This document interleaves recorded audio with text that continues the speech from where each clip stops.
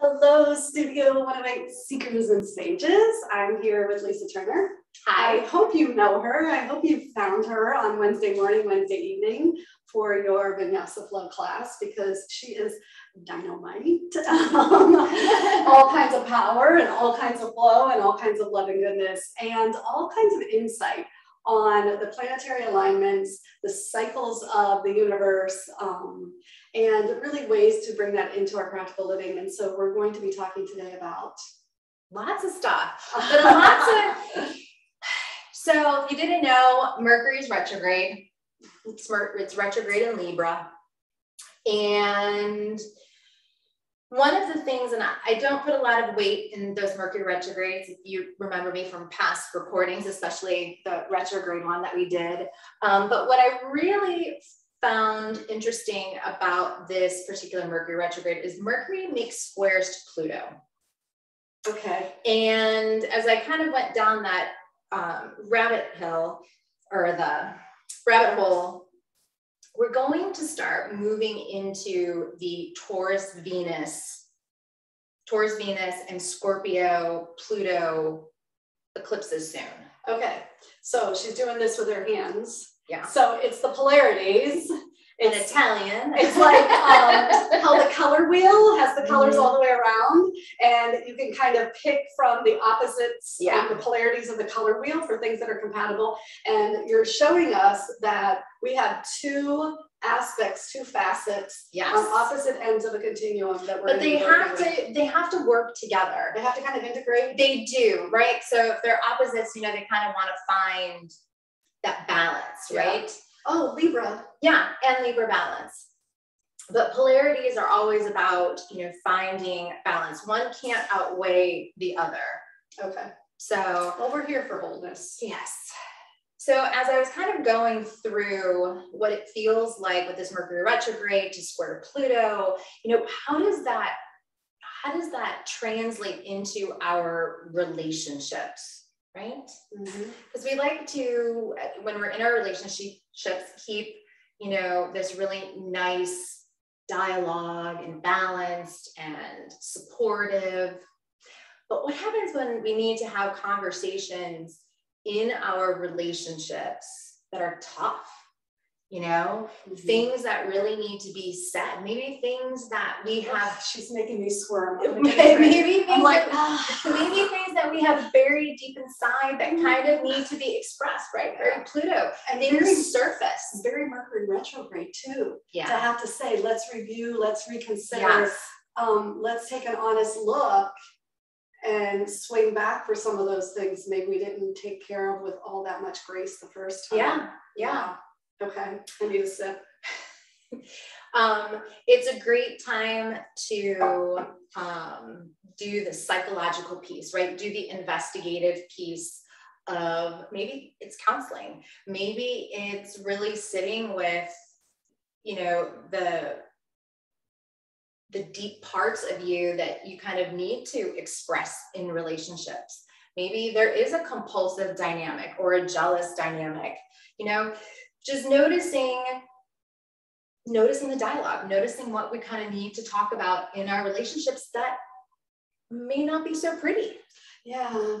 And even like when you think of counseling or choosing a yoga practice that's going to serve us in these times, might be something a little more yin, where you slow down and dig in. Like I know I'm guilty of using my power practice to kind of like, I agree. Kind of like fire away my problems rather than that slow burn. That slow burn of like resting in and being willing to be quiet long enough to hear the whispers. Because it does take a while for the psyche to start to unlock those deeper places. It's not like I can be showering and get those kinds of sparks. No. Or driving down the highway. Like I've got to close my eyes and be still. Absolutely. And you can feel it rise, right? So we hear all the time about Kundalini rising, right? It's those things from those insides that have to come up.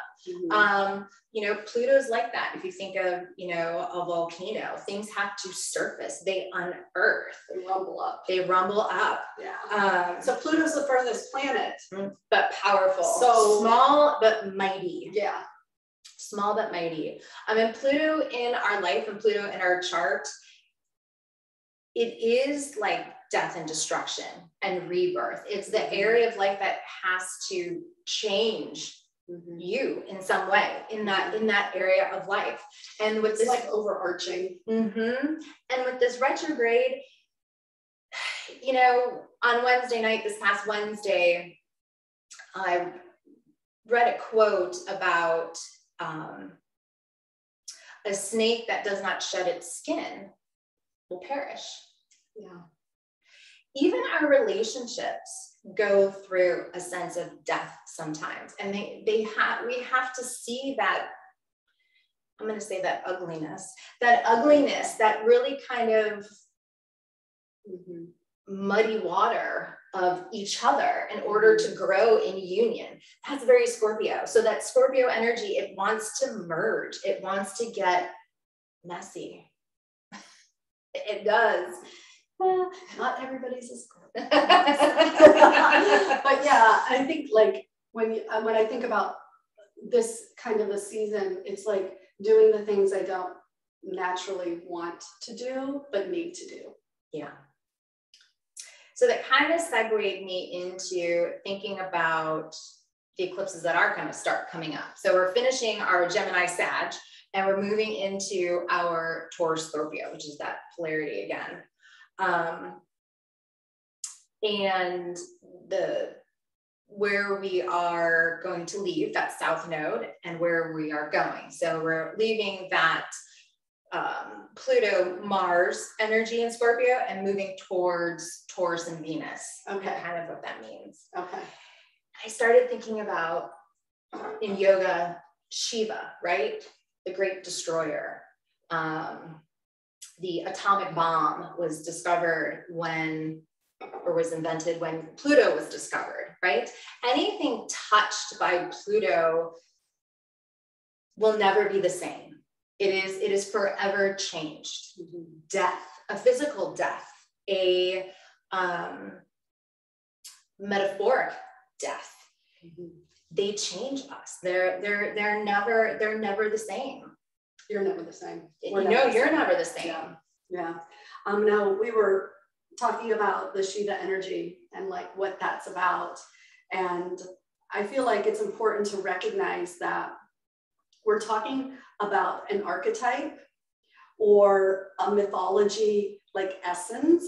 Like if we would say a Cinderella-ness, you would know what that's about. If we would say a little red hen-ness, you would know what that's about. If we would say something like, dun, dun, dun, dun, dun, dun, dun, dun, dun, dun, like we have songs that bring out this archetype. So the Shiva energy isn't really about this man, Shiva. Right. It's about like the energetic expression of what happens in life.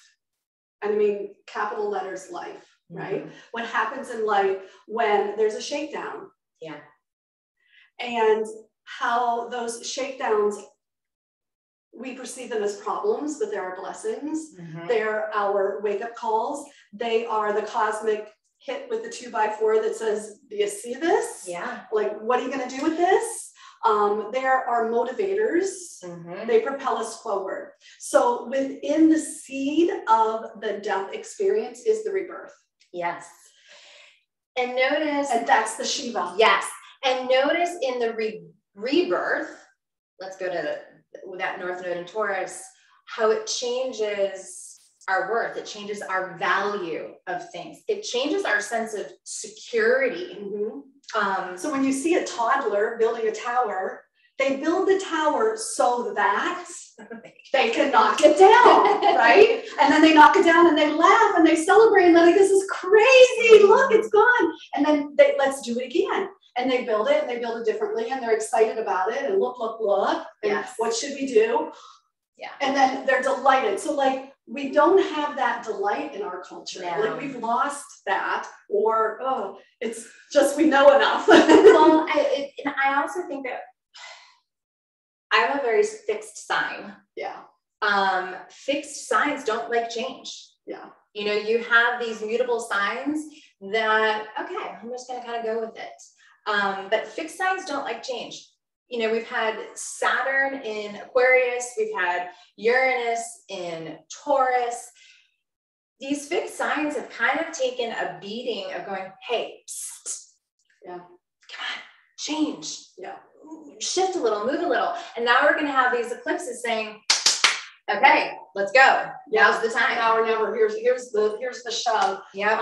And I think, you know, when you talk about a block tower, the stakes are low. And when you talk about adult life, the stakes can be high. Mm-hmm. The stakes can be high. So some of the decisions that maybe we're getting a nudge or an inner urge about might have some high stakes. Yes. And just because it's hard or just because there are some consequences, it doesn't necessarily mean it's the wrong thing or that we shouldn't do it. It takes courage to be in these spaces. It does. Before, we were talking a little bit ago on purging and eliminating and detoxifying. I connect to that more energetically, going, okay, as these things come, what do I need to purge? What do I need to detoxify? What do I need to let go of that hamper me down, that weigh me down physically, energetically, mentally, and move towards light, move towards a greater sense of worth and value. Yeah, yeah. You know, we can get bogged down in those toxins. And as I was thinking about the Taurus energy, which represents, you know, restaurant and good food and connecting to all of our senses, we maybe, you know, you may notice that that area of life that, you know, is hitting with those eclipses, that you have to look to see, where have I become toxic in this area? Where have I given too much of my power away? Or where am I trying to get too much control, where I need to let that go and move towards a greater sense of awareness to the senses, right? Okay, so you're painting a picture here of where we want to go, Taurus, Venus, all right? And that has a really different feeling than the Saturn. So paint the destination again for those in the back. It has a different feeling than that Scorpio.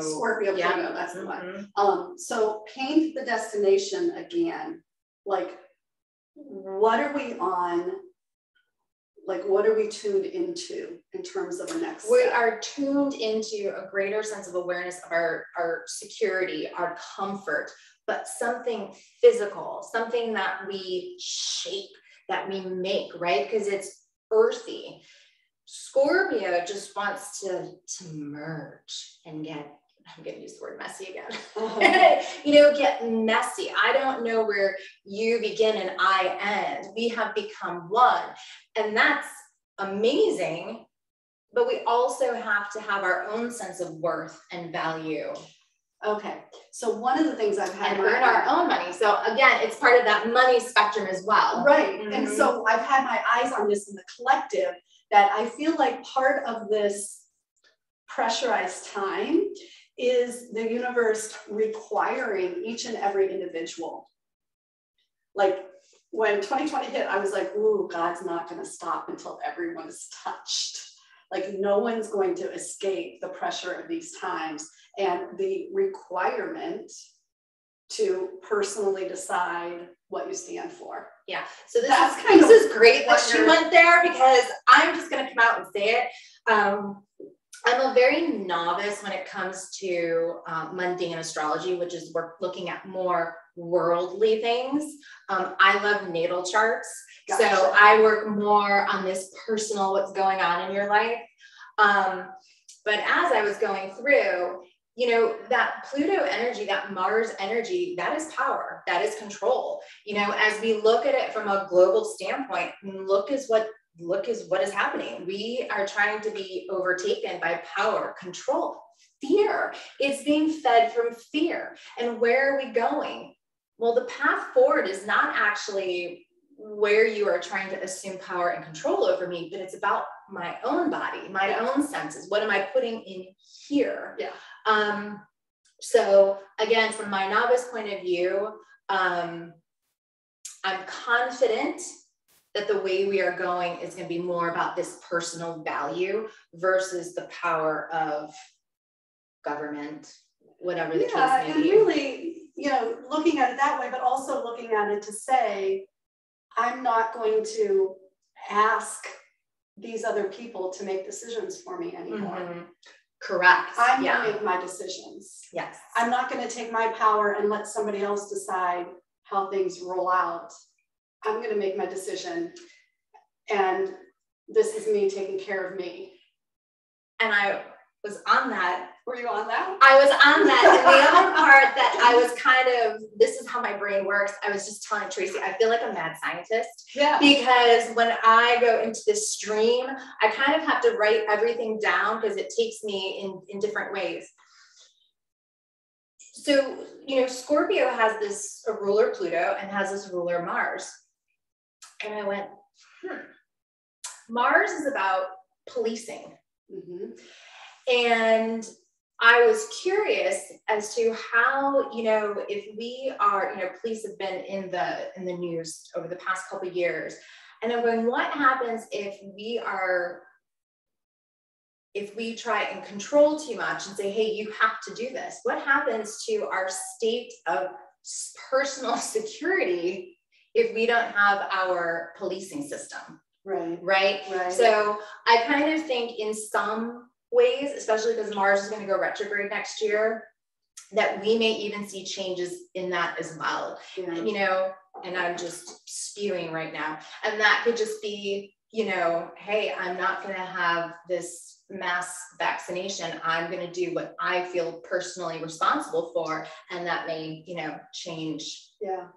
And I mean, the beauty of it is not that we're saying that these forces are telling us to do A, B, or C. Mm-hmm. That's not it at all. As a matter of fact, it's quite the opposite.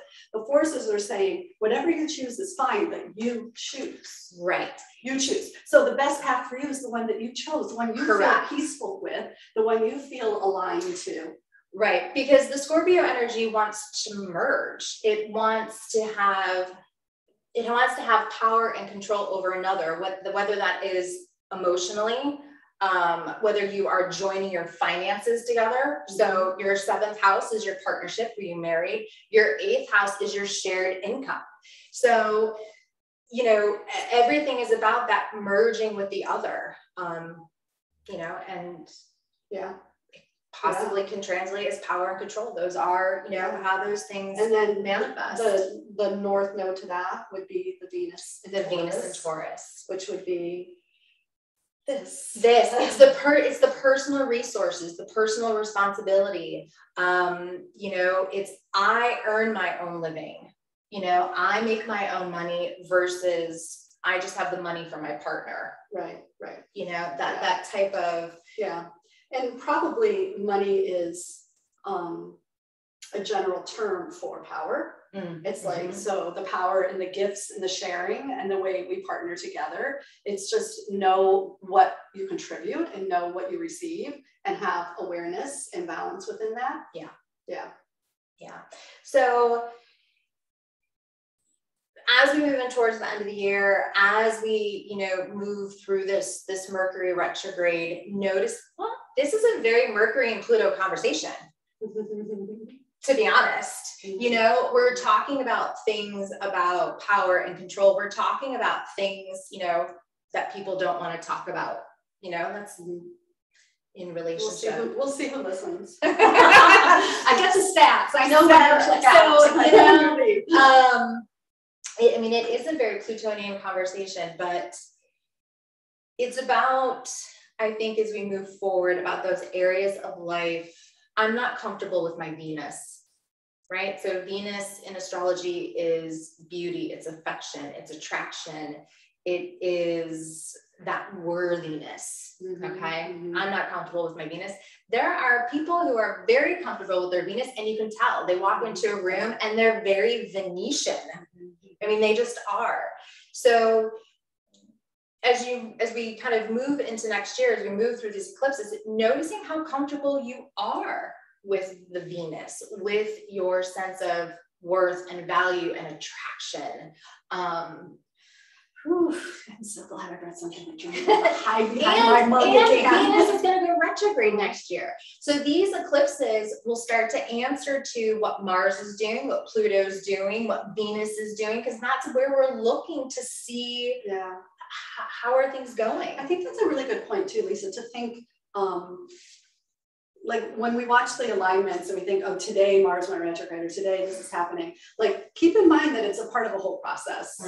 And so these eclipses weave from the past into the future, right? And everything has a bigger relationship, which is why we need you to like unpack it and kind of see what it's all about. And in a general way, we could go back, right? So we can go back 18 years ago, 18 and a half years ago, and we can look to see what was happening in our life at that time, right? Where were those eclipses kind of echoing again? Now it's going to be different because you're older, wiser. You have different planets kind of happening, but it does kind of give us an imprint. And some of the things can be carried through from one. Yeah. Yeah. So super interesting. For me, because I looked this up already, or I did the math already. I was trying to get pregnant 18 years ago. Oh, that I don't remember. I just remember I was 26. Gotcha. Yeah, so I was trying to get pregnant. So in pregnancy, in chart actually will have that 8th house flavor to it because there's a death and birth. Gotcha. So I was trying to get pregnant, finally got pregnant, and pregnancy changed the value of life for me. Right. And as mothers, you know, that happens. So I anticipate moving into this next cycle that Venus will show kind of again what it means, what value lesson that I need to learn. Gotcha. Interesting. There was another thing that sparked that off for me, and then I totally lost it as I was going through, but that's what happens to me. That's what happens. It all weaves where it needs to go anyway. Was there anything about emotional control that you wanted to mention? Because I have that noted down. Did we get that? That would definitely be more about that Scorpio. Okay. That emotional control. Okay. Yeah. So we think back, we kind of have this imprint of this cycle, and it gives us an idea of where we want to go. Death and rebirth. Conversations about death, conversations about inheritances, conversations, midlife. So, I'm going to be 44 years old this year, and I'm at midlife. My first stage of life is over, and when you're young, you don't think about death. When you're young, you don't think about aging, right. And as we move towards your 40s, so if you're in your 40s listening, you may see your aging parents. You may see that you have to talk about estate stuff and will stuff under this type of energy. Yeah. Making sure that I, make my stamp in my last half of life. Right. And I know we have a situation like that in our family right now, and it's really interesting to see the dynamics play out and how the themes that are bubbling up are so aligned to the conversations you're having too, when it comes to these topics, and the way each soul has a process and a possibility in working with them. So when we talk about these things and we bring our awareness to them, we're really doing our own selves like the favor of participating in our own growth development, and we're supporting the family around us that care and that love us in going through their journey too. Yeah. So yeah. One of the things that surfaced, Pluto surface, is that there was a technique called integrative energy therapy came into my awareness, and I thought it was very interesting. You said it was similar to tapping. Yeah. I am not familiar with any of it, but I thought it was interesting. And it had to do with suppression And I was like, oh, that's very interesting, because that's what Pluto's job is to do. It's to bring things that have been suppressed, whether it's conversations, whether anything that needs to come up to the surface, to be seen, to be faced, to be looked at and cut down to size, right, so that we can change and transform from it. So I think it's a great cycle to find one of those modalities. And yeah, anything that brings that up, like when we mentioned doing or the yin yoga, absolutely. Because what we want to really appreciate is that our life story stores in our energetic matrix in our body. So we'll often say, oh, your emotions are stored in your hips, but truthfully, our stories are stored throughout our form. And so it is like an awakening of the energy body to be able to stir that up and then to flush it out so that something healthier can take root there. You know, like she's like speaking the Scorpio Taurus. Yeah. I mean, she is. Yeah. It's like what the farmers are doing right now. Yes. They're going out and they're harvesting the good things from the crops. They're discerning, what am I keeping? What stays? Right? Yeah. What's the good stuff? What's the bad stuff? What are we going to eat? What are we going to make seed out of? What becomes compost? Like they're making those discernment decisions, and then they toss and toil the soil, and they're going to let things rest, and they'll plant again in the spring. And nobody's like worried about it being death. Nobody's worried about it being hard. Nobody's worried about. It's like we found one application that we can just like feel really good about. But when it comes to our own psyches, you know, we tend to grip and push and not dig in quite as enthusiastically. We do. But I would say come to yoga. I was going to say that, you know, as we go through the end of the year, you're probably going to hear me talk about aparigraha. Oh, yeah. Non-attachment, Scorpios, fixed signs. We like to attach to things. Yeah. Yeah. Right? The process of letting go, you know, I've used this analogy in yoga a lot. The spring doesn't worry if it's going to turn into summer. The summer doesn't worry if it's going to turn into fall. The fall doesn't worry if it's going to turn into winter. They don't worry about those things. The trees don't cry. No, exactly. You know, they understand that transition. I think that we will cultivate a deeper awareness of that transition as we move into the fall, as we move into next year, you know, with these eclipses, and noticing like these integrative energy therapies, noticing what surfaces, noticing what needs to be purged and detoxified and transformed, what is stuck. And really, like, I've come to appreciate if a memory comes up, a memory, that's what we're talking about. If a song plays and it takes you back in time, that's the universe helping you purge. If you know, you ran into someone at the grocery store that you haven't seen in a million years, and you remember when you were both at this age, at this stage, like those are your opportunities. That's the universe saying, click, click, click, lining it up for you. Yes. So that you can say, oh, I'm going to remember that for a while. And I'm going to like, let some of that shed out, or celebrate the joy of what that was, and grieve the loss of what that happened. Like all of those are those. And are the grieving part is just as important. Yeah. Sure. You know, I relate everything to personal stories. That's just because how I learn. I had a really hard divorce, and I never thought I was going to make it through the other side. Yeah. Like never. I remember telling my mom one day in the car going, I don't know how to be happy anymore. Like there was a complete death, and it felt like death. It made it to the other side. Yeah. And I made it to the other side as a changed person. How I relate in relationships, it's different, but it had to be.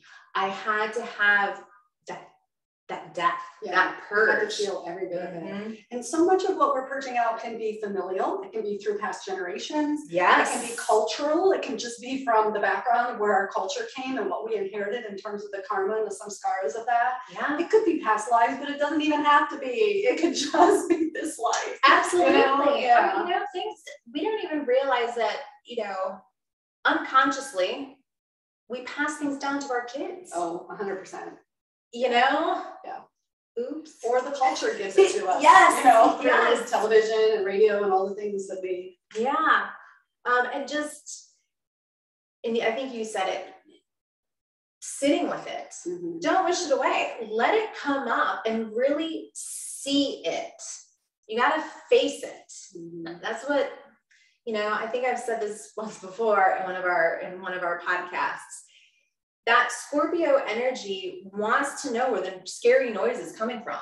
Yeah. It's not okay that you just say, oh, it's the water heater. Mm-hmm. No. Or what noise? Yeah. No. They want to investigate it. They want to search it. They want to understand the why from the very root and then let it go. So it's a good time to pick up a journal. Mm-hmm. I use left-hand writing, which, you can't read when you write with your left hand. Ooh. But just scribbling and writing, and you'll be surprised if you start with like one little idea and say, you're gonna write this, I can't believe this ever happened, this is what happened, and all of a sudden you could feel like there's this purging and this upheaval. Just write with the left hand, scribble it all out. I throw away the pages. I don't make, you can do a ceremony and you can burn them, or you can save them if you really feel like you want to save that kind of thing. But like things that just will get it out, that will get it out. Yeah, absolutely. And then nourish. So if you're going to purge, you must nourish. Nice. If you've ever done a detox, you detox, but you replenish at the same time. It's never one or the other. You gotta find that balance. Yeah. Very nice. Yeah. So yeah. Mm-hmm. So then you celebrate the husband you found. Yeah. I know. Yeah. I didn't know that about Lisa, so I love that, because I had a divorce. Woo. So yeah. Well, and if you know your chart, so it's a little backstory. My Pluto is in my 7th house. So relationships, they are supposed to change me. Yeah. So do I have the same? I don't know, I have to look. I know. But yeah, so, wherever you have that Pluto in your chart, if you're not sure, ask me. Yeah. I will absolutely be happy to tell you where you have that exchange of power. So not only, could I potentially have the power to want to control others, I can give my power away. You got to look at both sides of it. I wish I could say it's only one or the other, but you got to look at both sides of it. Where do you give your power away as well? Yeah. And to look at that. All right, Lisa, there are 2 events that you're doing for the eclipse, and Lisa is doing experiential classes for the eclipse, where you will have an opportunity to do this deeper work, to learn more, to embody and to move your body through a process. One will be on October 24th at Nurture Yoga Bar in Middlebrook Heights. Yeah. And the other is 10:30, October 30th at half noon in Medina. So those classes, they are completely themed and engulfed in the energy of the eclipse. And then also what happens as part of that is you have your own private reading. So it's over the phone. It's usually about 10-15 minutes, so that I can look at your chart and make it personal to you, because that's the most important part to me, is that you understand what's happening in your life with the eclipse, in your life with the Mercury Pluto square. Oh, that's a beautiful add to that. Do you do the call before the class? I do the call after the class. Okay. So they kind of get the feel and the tone while you're in class, and we have we do little things. Right. The experience. Yes. Do the experience.